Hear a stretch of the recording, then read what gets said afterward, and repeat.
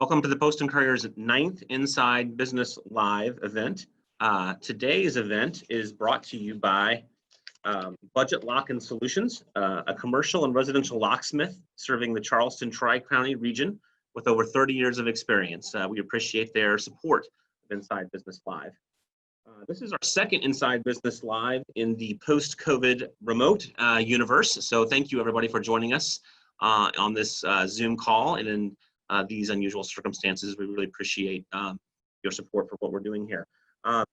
We've covered topics, everything from energy to recruitment to reopening Charleston in the last 9 of these events. And they've all been really good conversations, and we're looking forward today to hear some more from our esteemed panel. Today we're going to be discussing the impact of sea rise on the Charleston region, and more specifically, the folks that do business in this region. And we're going to talk a little bit more about what that means for them, how they can prepare, and what it could have, what impact they could have on the long-term business environment here in our town. The Post and Courier is committed to covering this topic. We've been covering in the environment and sea rise for many years, but especially this year as we launched Rising Waters. It's a new project for the Post and Courier that seeks to cover the impacts of sea rise in real time on our region. You can read more about that project at postandcourier.com/rising-waters.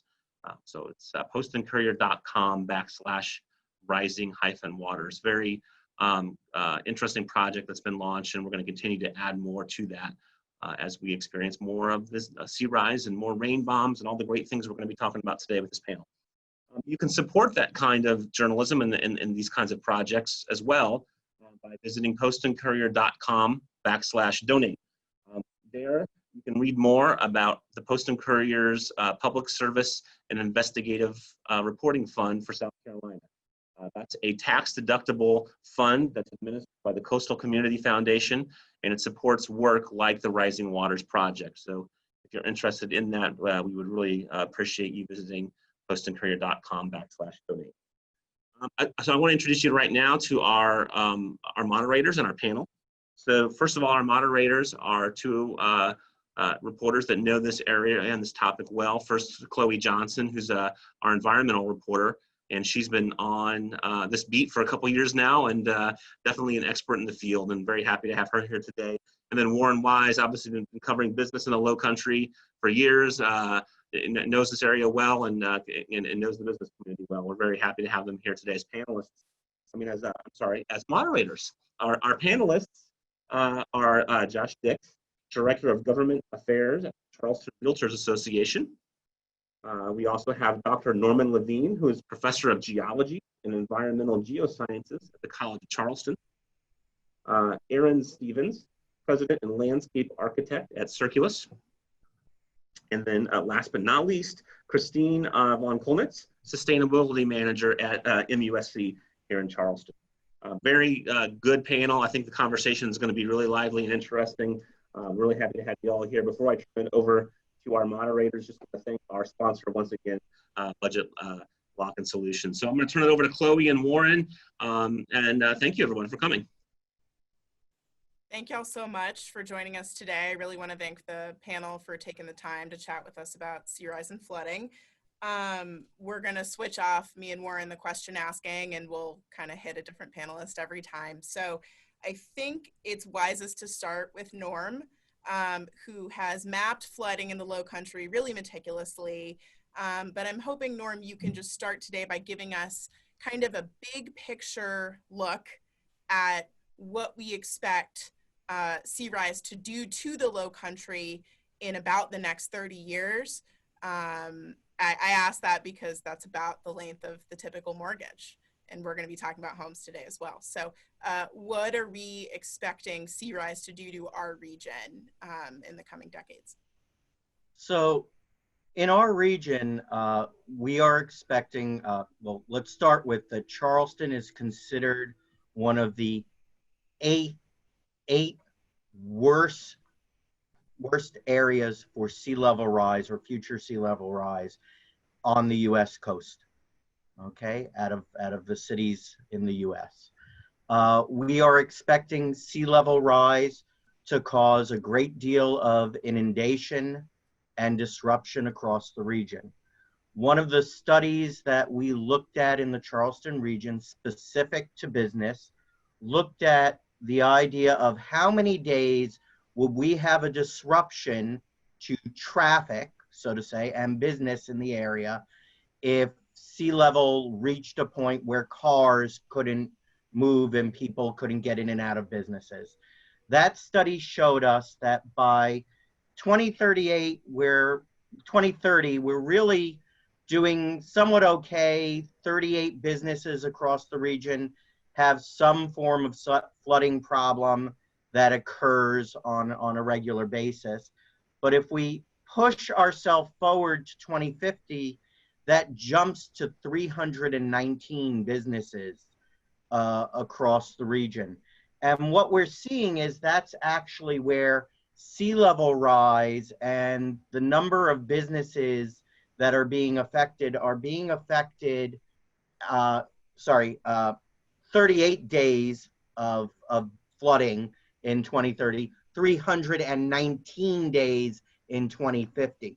That means that there'll be a foot of more of water around businesses in 2050 without any type of intervention, natural or built in the area. That means that starting in about 2032, this increase in sea level rise is going to be impacting what we can do and how quickly we can work on actually protecting and structuring things across the low country. So fairly dire sort of thing, not trying to be alarmist about it, but sea level is rising, climate is becoming more extreme, the effects are here, and we now have to deal with it. Thank you, Norm. This question is for Josh. Josh, how have you seen flooding change the real estate market for not only homeowners, but businesses over the past 5 years? Well, I think you've seen it in a couple different ways. The most obvious is people are more educated about flooding than they ever have been before.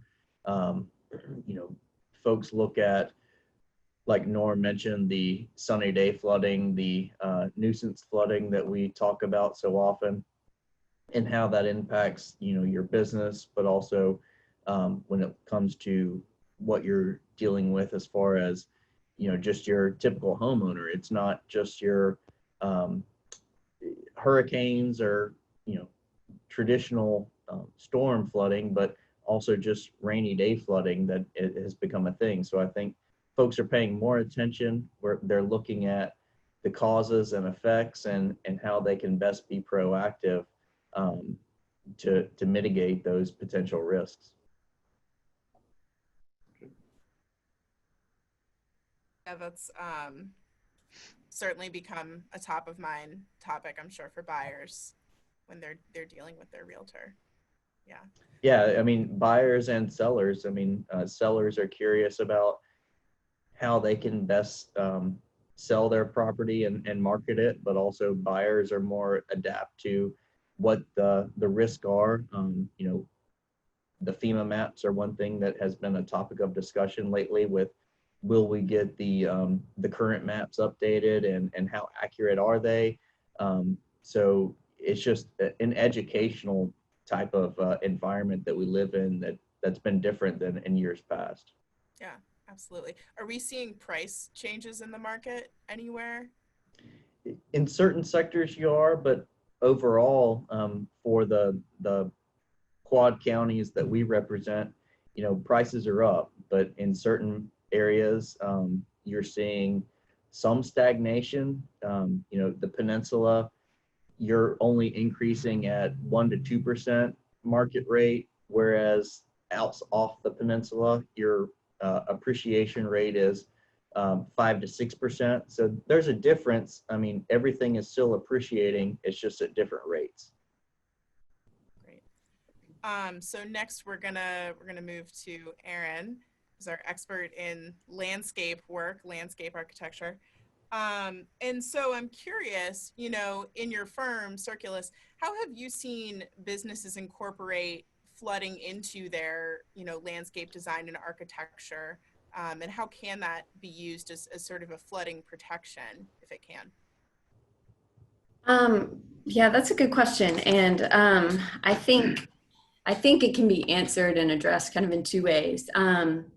You know, I think that businesses that own their own property or that are, you know, looking for leases, I think they're, as Josh pointed out, much more aware of these issues. You know, people are thinking through these things before they select their location, invest in property. And I think we're also seeing, at least in my industry, a rise in people looking for solutions to flooding issues. You know, we get a lot of calls from people trying to figure out specific landscape, you know, implementations they can do on their properties. But I also think that the whole idea of the resilient landscape and everything that we're learning from designing more resilient landscapes is also being reflected in how people are setting up their businesses. You know, everyone's looking to have a resilient business. And so I think at least, you know, I am a small business owner, also a landscape architect. And as I've kind of built a business based on creating resilient landscapes, I've also been really focused on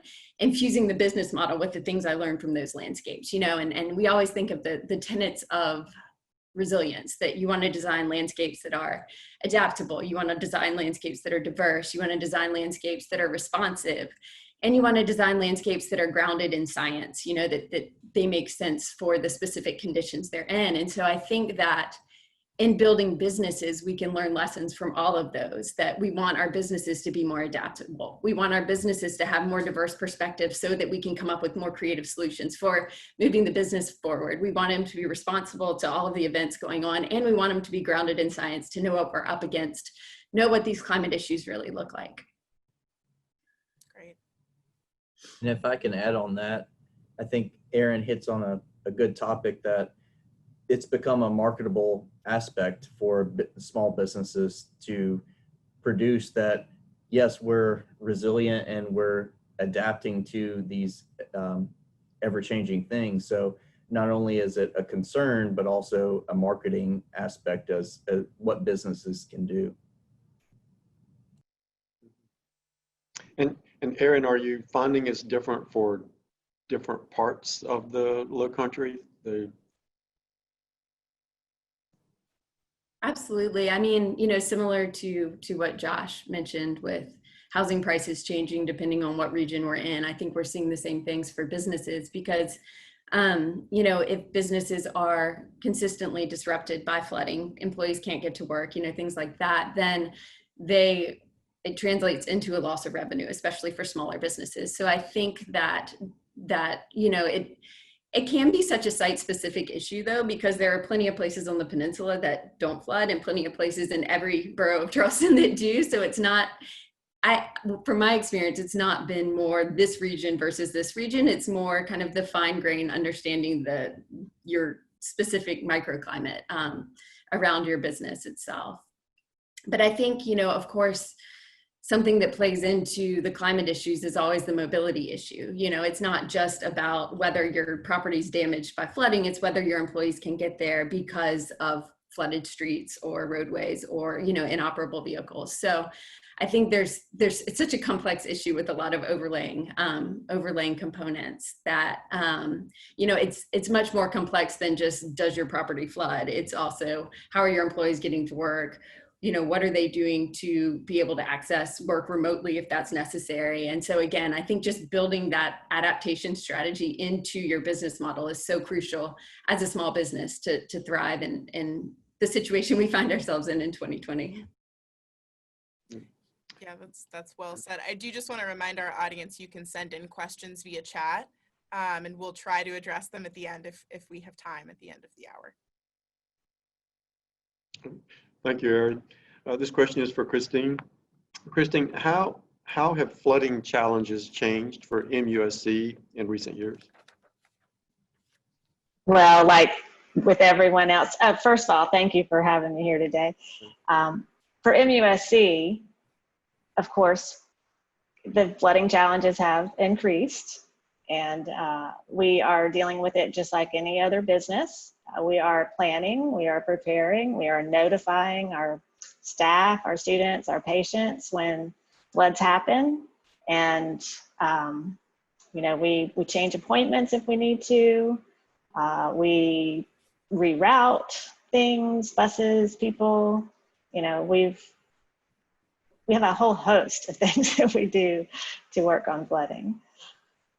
And Christine, have y'all, I know some of the places downtown have moved a lot of their, I guess, documents and data farther inland to some, I think some have moved to Palmetto Commerce Park. Are y'all out there as well with, or somewhere else farther inland? Our data center is not, it's the main one is not downtown. Where is it located? I honestly would have to get someone else to answer that question. Okay. Very good. Thank you.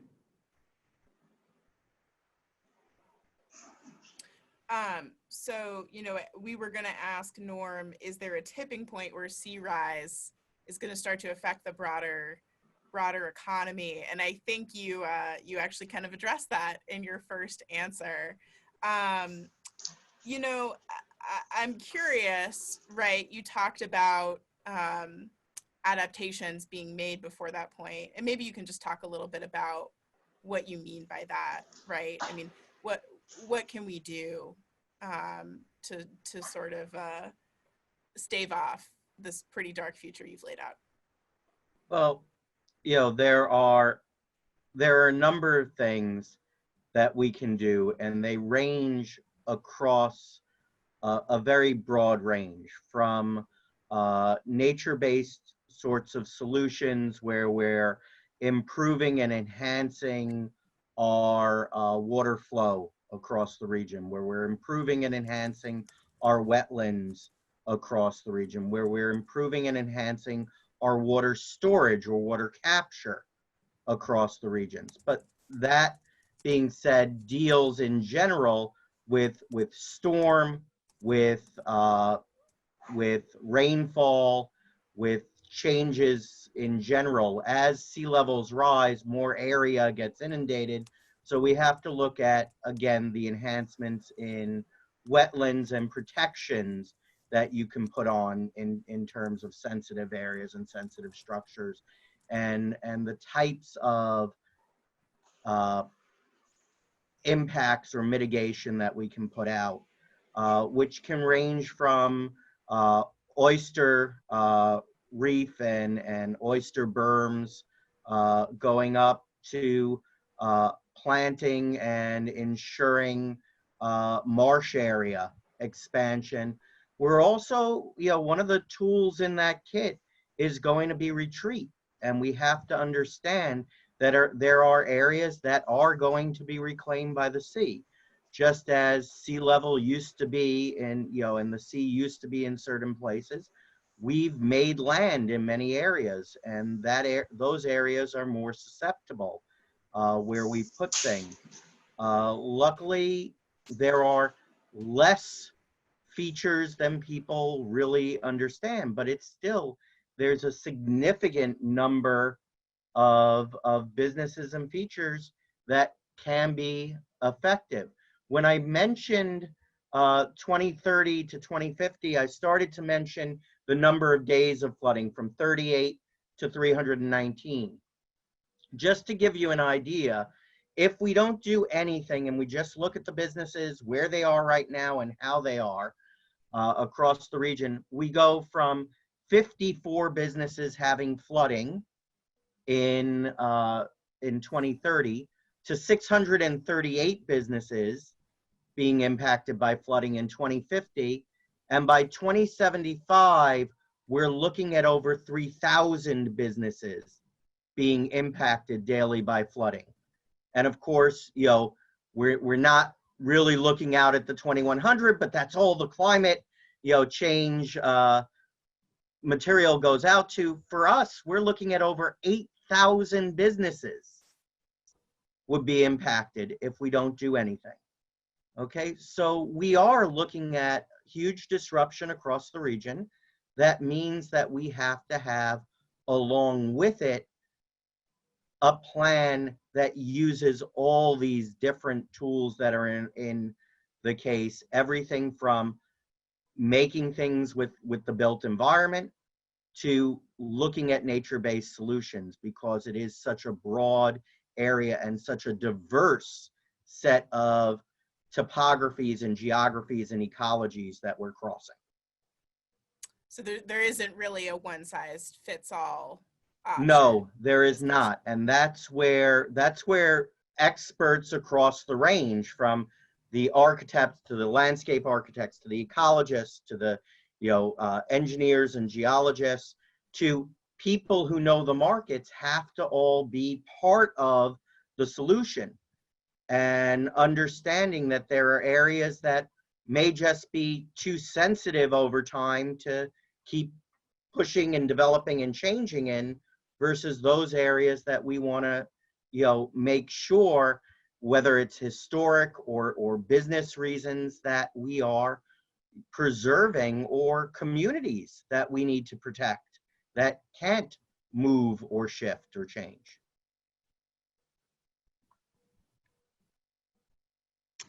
This question is for Josh. Josh, is there anything your business or industry has done to adapt to rising seas or increased flooding? Turn on your mic, please. Sorry. I think a lot of what Dr. Levine just mentioned is, we are trying to change. This isn't a new phenomenon. The sea level rising.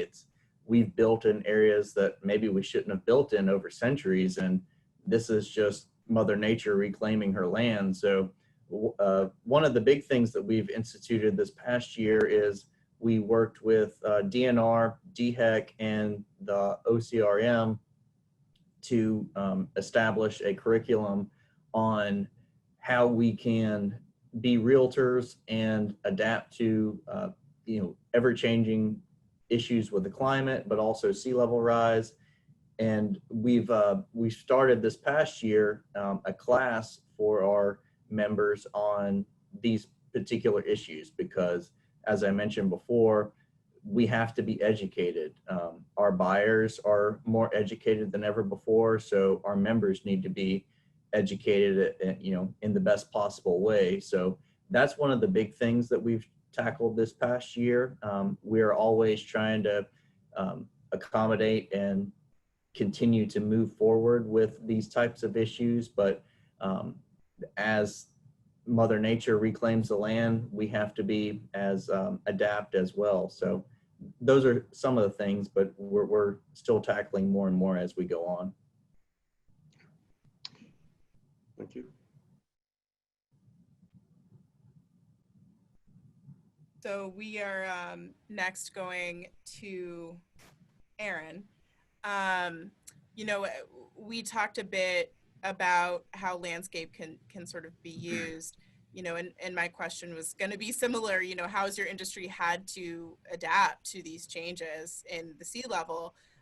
Maybe you can talk a little more specifically about, what you might do for a client with a really lowland piece of property, not someone on a hill, right, who's kind of out of the danger zone. I mean, what kind of strategies are available if you're in that kind of vulnerable position?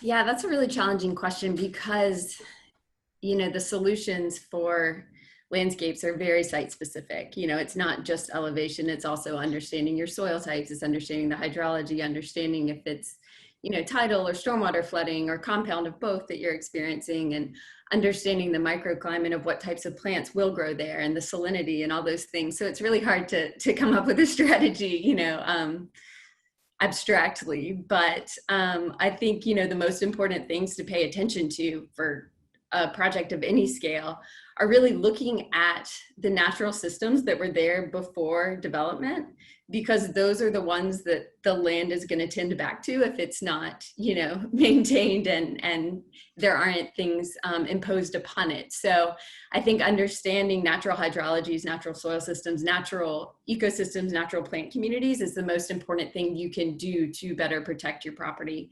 against, these changes we're seeing. And I think, going back to how the industry is adapting, I think personally, I think this is a really important time for the profession of landscape architecture. I think even the most traditional landscape architects, going back, generations, where a lot of people thought of us as, gardeners, designing gardens, designing courtyards.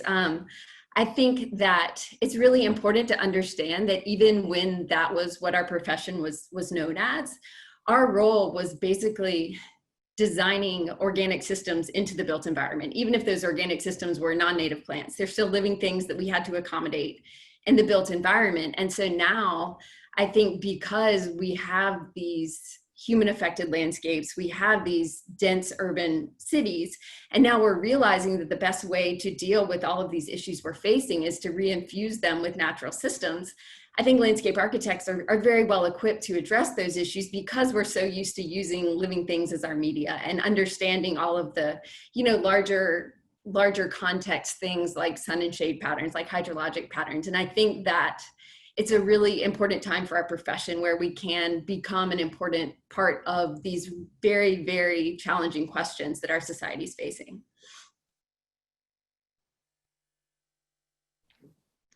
Thank you. This is for Christine. What is MUSC? You may have touched on this already a little bit. What has MUSC done already to adapt to rising seas or increased flooding? So MUSC, of course, has been a part of the Dutch dialogues. And through that, we've adopted a plan to slow, store, and drain, just as the Dutch dialogue suggested. And we've got so many projects. We've got cleaning out drainage with the city of Charleston. So, we've got a huge drainage system in the Charleston Medical District. And let me back up. As a Charleston Medical District, we're working with the VA and Roper as well to work on this whole resilience topic, not only flooding, but heat resilience and earthquakes as well. So going forward, we're working with the city on drainage. We're working with the city on check valves. Also, a drop shaft. We've worked through the initial engineering on a drop shaft on Earhart Street. That is the lowest point at the MUSC campus, and it would also help Roper and VA. And right now, we've been working with the state and with federal resources to find funding to actually build out the drop shaft and have it connected to the Spring Fishburne line that would be pumped out in the Ashley River. And going forward again with all of our building projects, we're looking how can we store water.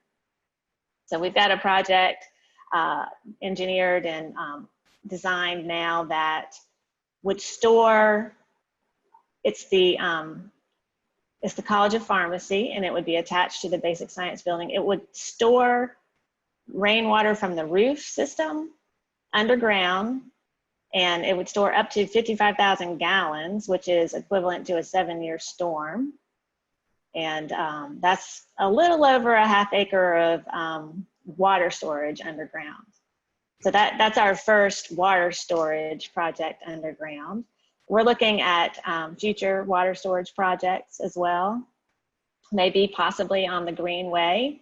As you know, we implemented some tactical urbanism there where we've taken over part of a street and we're trying to bring nature back to that street. We've planted cypress trees, and trees are a huge part of this, as Aaron knows. They soak up hundreds of gallons of water a day.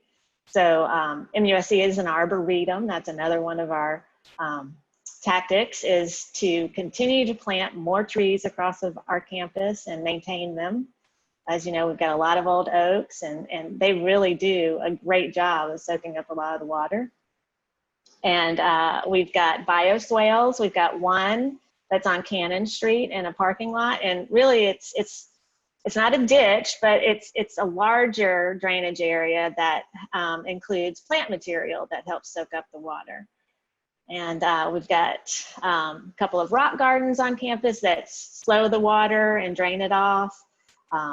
We've gotten rid of some of the grass on our campus so that the water can drain more naturally into the ground. And let's see, there's so many things. We're replacing some areas that are concrete with permeable pavers. And anytime we do need to take up a natural area and put down some sort of land paved area, we're trying to do more permeable paving. And we've got in our urban garden, which is, you know, about almost an acre of space on our campus, we've got a 350-gallon cistern, and we've got 6 rain barrels that are 55 gallons each. That's storing a lot of water there. So those are our first above ground rain storage systems. And in the built environment, we have raised a lot of our equipment above flood stage so that our buildings are more resilient during a hurricane or just even a regular flood.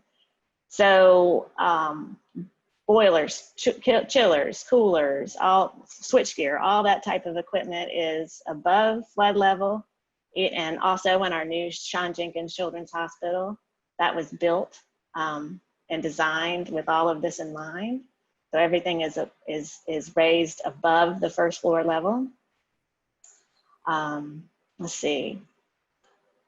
We've got a terraced land in front of our bioengineering and drug discovery building, and that's all with trees and landscaping, and it slows the water as it goes towards Jonathan Lucas Street.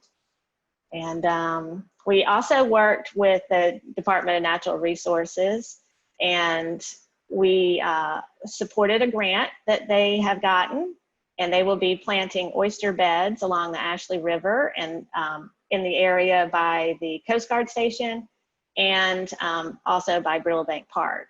So we were very supportive of that grant, and we will do whatever we can to help with that. And we're supportive of the seawall as well. We, like the other panelists have said, we're taking an all-in approach. So, you know, all of the above is what we would like to be supportive of. Yeah, Christine, that's an excellent jumping off point for my next question for Norm. Okay. And we were actually talking about this briefly offline before our webinar started today. But you know, Norm, we've been talking about all these different approaches and how you need to sort of treat different systems differently. And so I wonder if you could just talk a bit about how the seawall that Christine just mentioned, which has been proposed by the Army Corps of Engineers, 8 miles long, to essentially surround most of the Charleston Peninsula, you know, how does that fit into the bigger picture of flood prevention in the region? And we've only gotten an initial concept for this wall, but, you know, if there's anything you'd suggest that could improve that proposal, you know, what would you suggest there? So the seawall itself is one of a number of solutions that are, let's just phrase it as necessary across the region. It is not the end-all be-all on its own. The seawall is part of, or should be part of, an adaptive system that is integrated with a number of the natural landscape architecture, water storage, water moving issues for just the peninsula. And that being said, the seawall's design was for the peninsula. That's what the task of the study was for, not for other areas across the region. For the peninsula itself, with the businesses, historic information, port facilities, as an economic driver of the region, the seawall is one part of the solutions that allow Charleston to continue to function further into the future. And that's what we have to think about, is the fact that the seawall is only one piece of it, and that the next step on the seawall is looking how we integrate the design with a number of the other features that were suggested, through the Dutch dialogues, through, the historic foundation, in Charleston, through, landscape architects that are part of this discussion that the seawall has brought to us.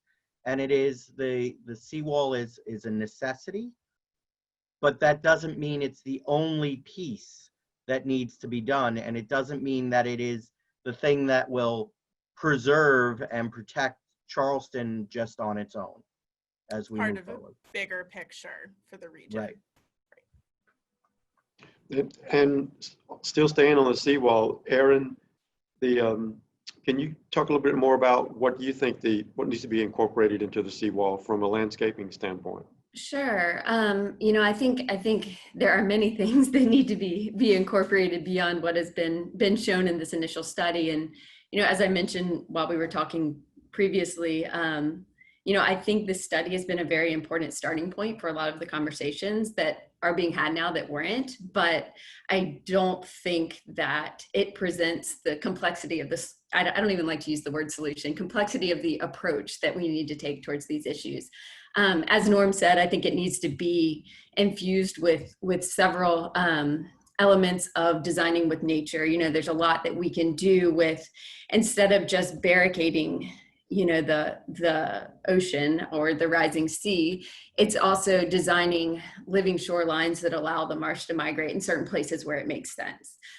It's also thinking about within the wall, inside of the perimeter wall, you're going to face a lot of issues of stormwater because you're basically, building a bathtub around the peninsula. And so we need to think about ways to deal with that stormwater inside of the wall as well, whereas, the wall itself was really just related to storm surge. So I think that, there's a variety of nature-based solutions that need to be infused into the regional approach and not just look at it as the wall. I also think that the barricade, however it ends up being designed, a lot of people are really concerned about it blocking the views to the ocean, it disengaging the peninsula with the water that surrounds us, which is a lot of the charm and the thing that brought us to this place. And so I think it needs to be very carefully designed too, from a human perspective, how people interact with the wall.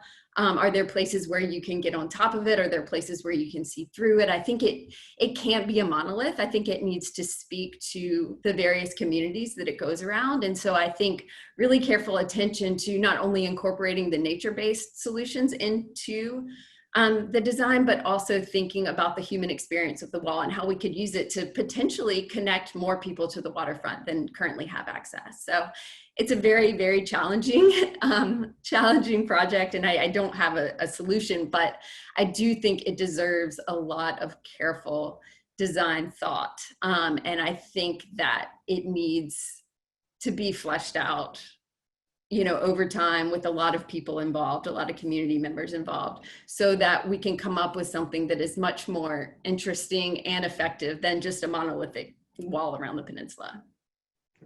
And if you don't mind if I jump in on this one, I agree with what Dr. Levine and Aaron had suggested. Like, we can't make this just a design thing and the aesthetics of it, but one of the things that a lot of folks move here for are the resources of the hospital district, whether it's the VA, MUSC, Roper. We need access to these places, and the sunny day flooding that we talked about, the storms that we occur as well, we need access to the hospital district. And one of the things that was suggested during the Dutch dialogues, and also one of the things that was suggested with the Army Corps study, was doing it in a phased approach. And I think looking at the west side of the peninsula, the Lockwood Boulevard, the hospital district, if we can secure that to where people have access to the resources that they need, because this isn't just a let's save real estate values. This is a public safety issue. And so we really need to incorporate that into how we look at these types of endeavors. And so that's one of the things that we've been passionate about with the real estate industry, and we continue to fight for. Let's secure the hospital district more than anything else on the peninsula. So Christine, do you want to jump into our wall discussion here? I know MUSC obviously has that sort of openness to the harbor, right, which is what we're talking about along Lockwood, where high tide flooding can be a problem. You know, it's also dealing with rain bombs, really intense downpours that are problematic, and you've mentioned some sort of drainage storage things previously. But you know, where are you falling on the wall as it's been proposed, and maybe how it could be expanded or amended? Well, MUSC is supportive of the wall, and you know, I think beyond that, we really do need to let the experts decide where it needs to be and how it needs to be built. I do believe that MUSC would like to see it, you know, enhance the peninsula. And just like Aaron and the others have said, we do think that it, you know, if it is built, it does need to function properly to protect the Charleston Medical District. And you know, that's number one. But beyond that, we definitely want it to, like I said, enhance and not take away from, you know, the reason why we all want to be downtown. Right. Let's jump back into real estate a little bit.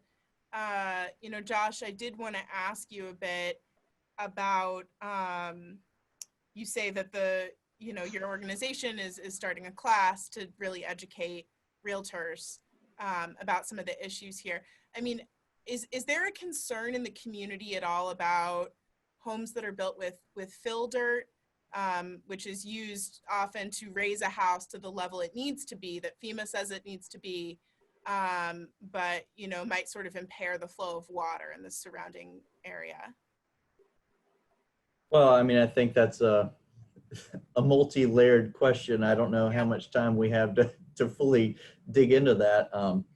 You know, fill is certainly a hot button topic and something that we've been passionate about. I think one of the things that was a positive effect of the Dutch dialogue was we actually had a really good conversation about this. You know, we looked at the different aspects, and I think Dr. Levine brought it up earlier, is, you know, we aren't a single topography around this area. You know, it's hard to say one size fits all. And so what works on Daniel Island, what works on the peninsula, what works on James and Johns Island, they aren't congruent. So we have to be accommodating to that. With regards to fill, I think there are certain things with fill that are necessary, but also we have to look at drainage systems, how water flow and watersheds operate. It needs to be a fully looked at environment, and not just, you know, fill is the bad actor and we have to eliminate that. So it's difficult to say that fill is the problem for all these things, because there are a lot of factors that go into how drainage systems work. Yeah, absolutely. Chloe, go ahead. Yeah, well, I was just going to extend sort of that question to Erin as well, to get her take, our landscape expert here, on, you know, fill dirt and its use and how it is sort of affecting flooding impacts in our area. Yeah, I mean, you know, as Josh said, it's a very, very complicated issue, but obviously, you know, one of the things that, in addition to elevating, you know, new developments so that they're sending water elsewhere, the fill dirt also doesn't absorb water in the same way that natural soil systems do. And so it's kind of a compounding effect on runoff and on water gathering in places that we don't want it to. So I don't quite know what you're asking exactly what I can say, but I don't, you know. Sure. Chloe, if you don't mind, can I jump back in?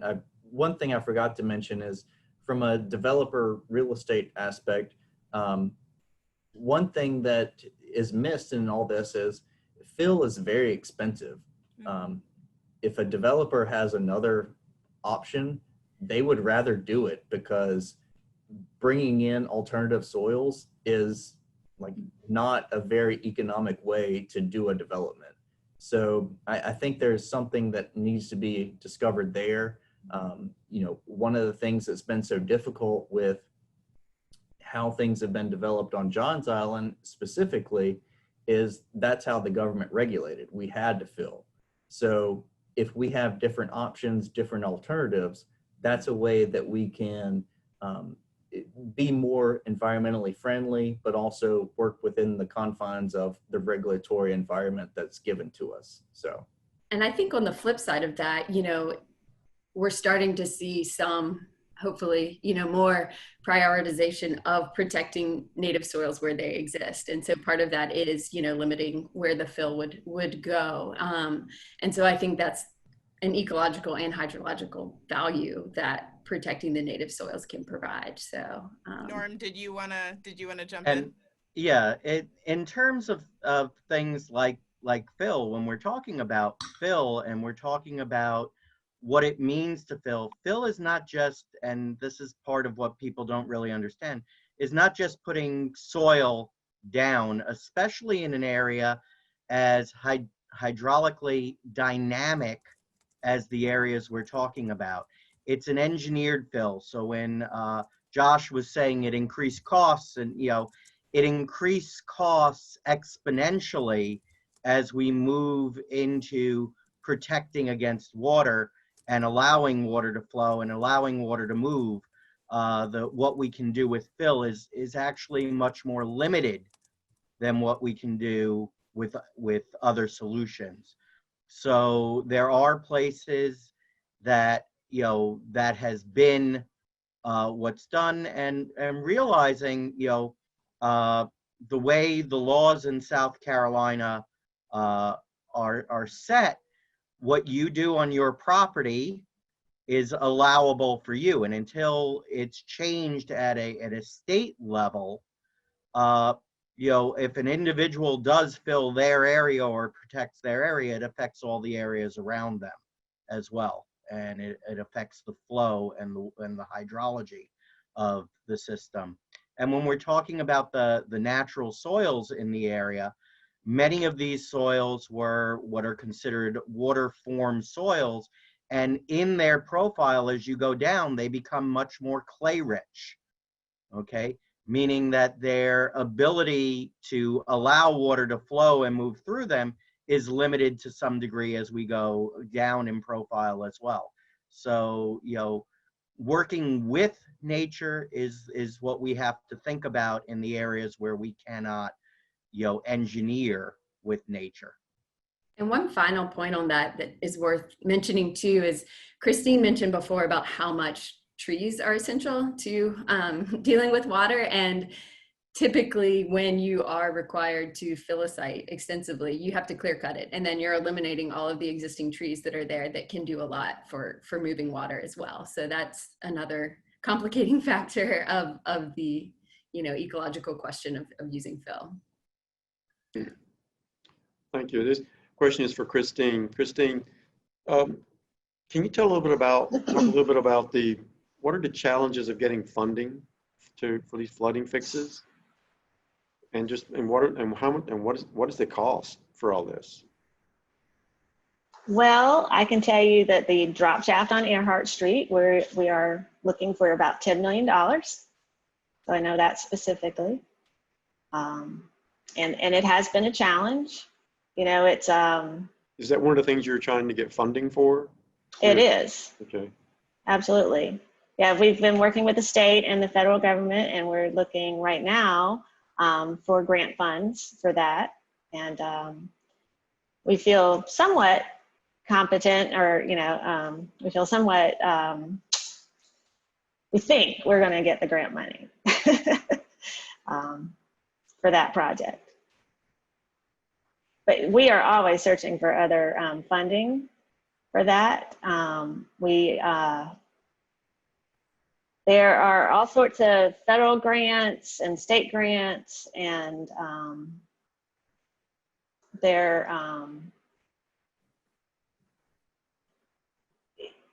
if we can work it into a project that we're already working on, we're going to try to do that, like with the College of Pharmacy building, where we're going to store water underground. So that's another tactic. Maybe we have to finance something at some point. We have to decide project to project. Is it something that is critical and needed and emergent? And then that would decide where we would try to find the funding from. We've also worked with the city of Charleston. The city has been very generous in funding projects in the medical district. They have funded the initial design for the Earhart Street drop shaft. So they're a great partner to have. How long do you think it's going to take to do that once you get funding for it? So the turnaround needs to be fairly quick, actually, because once the Spring Fishburne system is fully built out, and once they charge it or fill it with water, it would become much more difficult to tie in a new shaft. So we really need to have this shaft completed before they're ready to charge that system and start draining that system. And one follow-up question is, how do y'all communicate with your patients about flooding issues down there now? So we call people, we email people, we have our My Chart that sends people messages. So we're going to move to audience questions now. We're running up against time, so I don't know that we're going to get through too many, but I'll just sort of leave this as an open question to the group.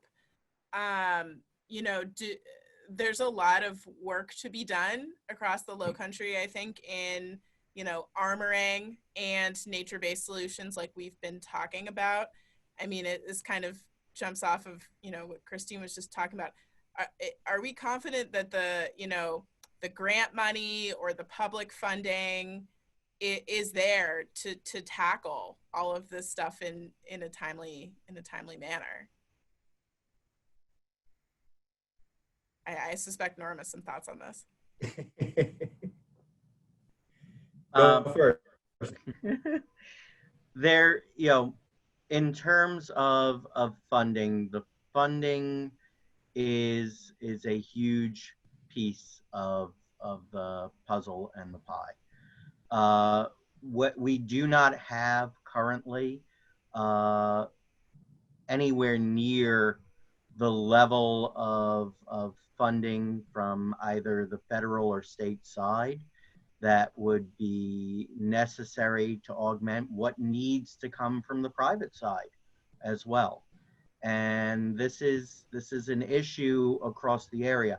Realizing that Charleston isn't the only community facing this, and that our coastal communities are where the majority of the U.S. population lives to begin with.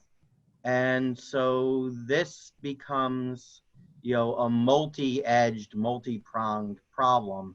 And funding and solutions have to be looked at, not only what's good for the general area, but how it fits into the bigger picture as well.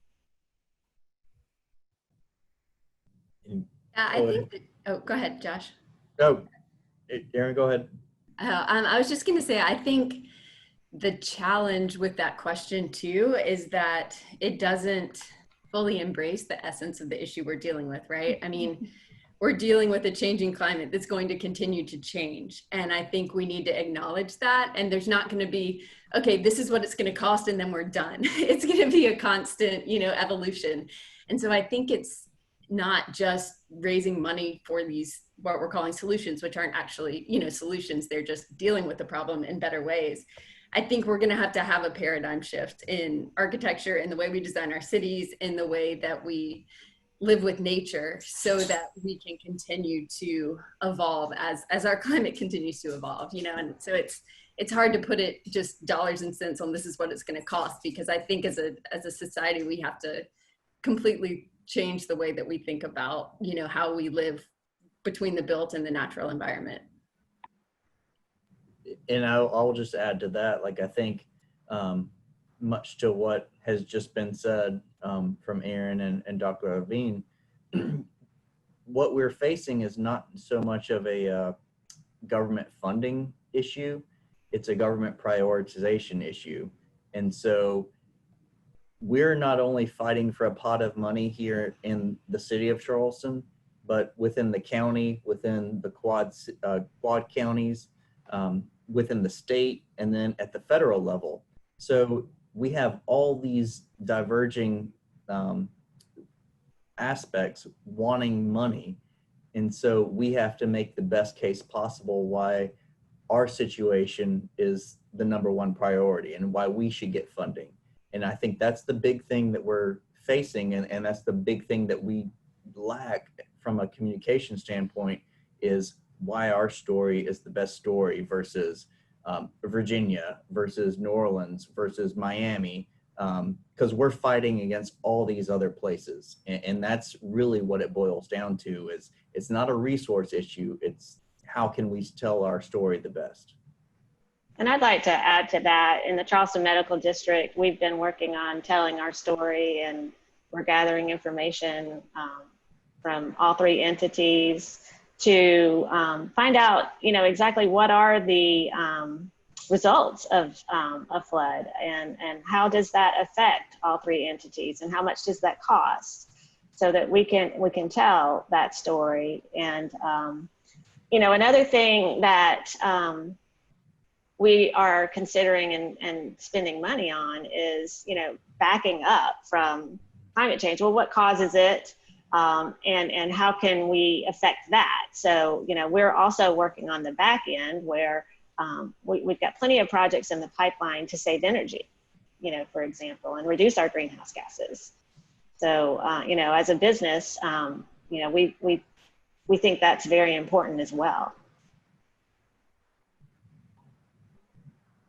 Okay, I think we have a couple more minutes left in the program, and we'd like to hear from each of you on any final thoughts you have on where we go from here.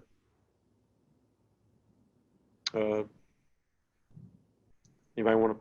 Josh? Yeah, sure. I'll jump in first. I think the Dutch dialogue was a good stepping point. It brought all of our stakeholders together, because this isn't a my industry versus that industry problem. We all have to get in this, roll our sleeves up and figure it out together. And I think that was one of the first times that I've been a part of that we all came together and we sat at a table and we figured out, how can we tackle this problem? What are the best solutions from the scientific, from the business, from the real estate? What can we all do together collaboratively, to make the best of the situation? And so I think that was the first step going forward. And I hope we continue to have these discussions.